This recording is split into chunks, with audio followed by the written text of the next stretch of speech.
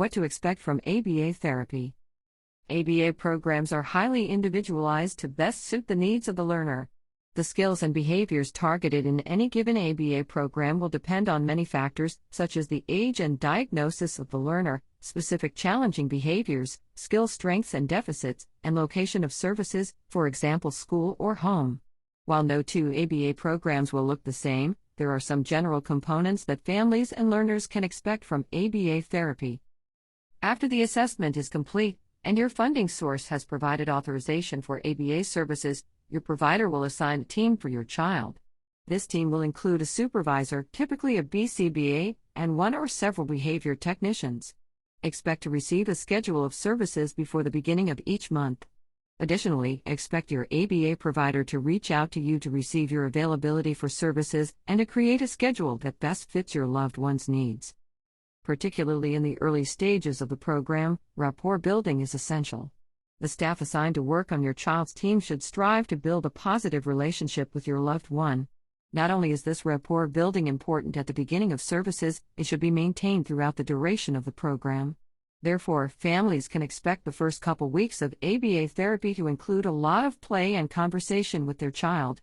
Simply put, your child should feel comfortable and have fun with the behavior technicians. This helps ensure that your child associates positive experiences with the behavior technicians. This also helps with learning rates and ultimately produces more desirable outcomes. Expect collaboration and communication from your ABA team. The supervisor on your team should communicate with you to make sure your questions and goal preferences are addressed. Additionally, with your permission, the supervisor may ask to get in contact with your child's other service providers, speech therapists, school teachers, etc., so that coordination of care can be established and that everyone is working collectively toward the same goals. Depending on the approach used by a particular ABA provider and on the location of where services are provided, you can typically expect behavior technicians to work one-on-one with your child. The length of these sessions may vary based on your availability and schedule, but it is typical for in-home or in-clinic sessions to last about 2 to 3 hours, sometimes more or less depending on individual factors. This session time is where skill acquisition goals are targeted and the Behavior Intervention Plan, BIP, is implemented. The skill acquisition goals will be identified during the assessment process before ABA therapy begins. These goals may include skills in the socialization, play, communication, academic, and other domains.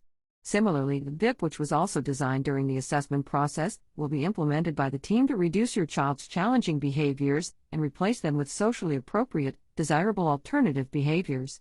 Both skill acquisition goals and the BIP should constantly be evaluated and modified by the supervisor or BCBA who manages your child's case to ensure they are clinically relevant and up to date.